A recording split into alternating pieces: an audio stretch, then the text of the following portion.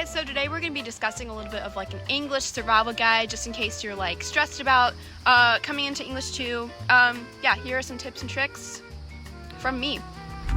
Okay, so let's talk a little bit first of all about the books that you're going to read this year. So we read about 4 or 5 books, I think, depending on my editing skills. I'll put them right here. So yeah, those are the books we read. Yeah, so they're all pretty easy reads. I'd say if you're worried about reading and having to do a lot of that, Miss Tipton's usually pretty good about providing audiobooks. And then if you already read it with the audiobook and still don't comprehend it, you can always use SparkNotes or some other great YouTube sources. Just look up the chapter review, and that'll kind of go over it. Other than that, just actively reading, and then if there's reading questions, make sure you answer those. But other than that, yeah, I'd say reading, pretty simple.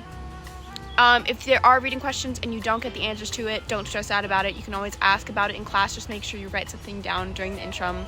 And then yeah, just annotating your book, highlighting your book, underlining, marking, especially for ones that we'll have to write essays on, which leads us to our next topic.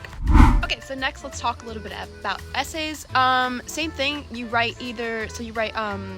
one in the beginning of the year, and then you write 2 essays, and then you redo one of those 2 essays, and then you're also going to do 1 in-class essay. Now, that's not too bad. I mean, spread out. I think first semester, it's like you write 2 essays, and then basically 2 more essays in the second semester, plus that 1 revision. If you're stressed about the in-class one, don't worry.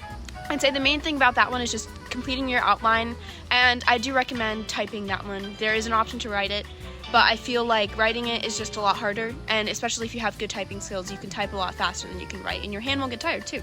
So, essays, I just say you have to get something down on that paper before you can really edit it. So don't worry about it sounding really good and eloquent.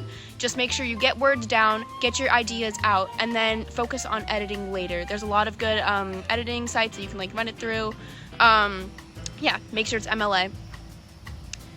Okay, so now let's talk a little bit about group projects. So group projects, pretty simple. There's 1 group project in the first semester. It's about Much Ado About Nothing, and basically it's just a breakdown, or at least it might vary in some years, but this year it was about just having to pick a character, and then we had to draw a picture of that character and just explain to the class like how our picture correlated to the character's characteristics in the books using quotes and stuff.